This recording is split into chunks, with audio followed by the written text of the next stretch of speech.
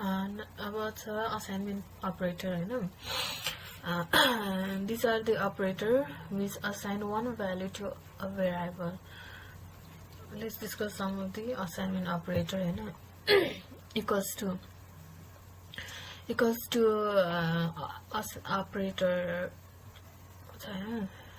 equals to operator simply assign the value in the right side to the left side variable.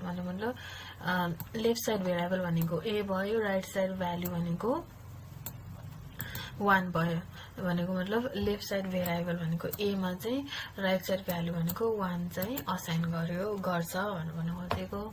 अनि अर्को plus equals to this adds the right side value to the left side value and then assign it. Example, a plus equals to 1 means a is equals to a plus 1, and minus equals to, we subtract the right side value to the left side value and then assign it. Example, a minus equals to 1 means a equals to a minus 1.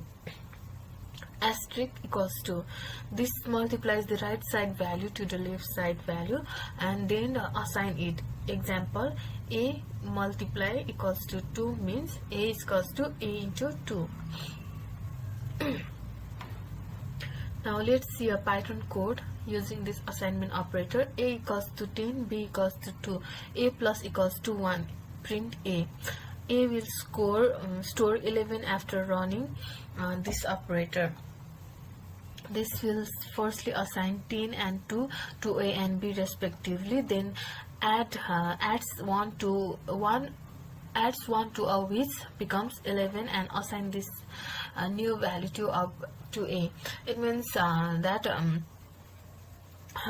मा चाहिँ के भन्दाखेरि a plus equals to 1 भनेको मतलब a is equals to a plus 1 भनेको चाहिँ a को value चाहिँ के छ 10 छ. 10 plus 1 equals to 11 भनेर रिटर्न गर्छ यसले.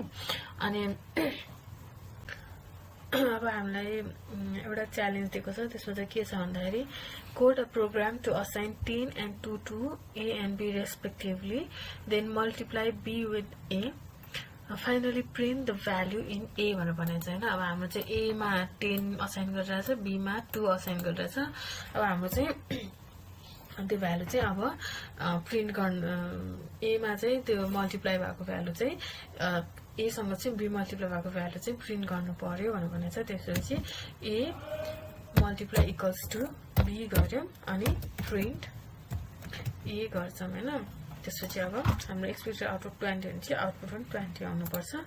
रन गर्यौं, हाम्रो सक्सेस भनेर आयो हैन. त्यसपछि हाम्रो अब यो असाइनमेन्ट अपरेटरमा चाहिँ यो हामीले गरेको च्यालेन्जको भ्यालु चाहिँ आउटपुट पनि 20 आयो, एक्सपेक्टेड पनि आउटपुट 20 भयो र त्यो दुईटै म्याच भएर चाहिँ हाम्रो टेस्ट केस पनि पास भयो.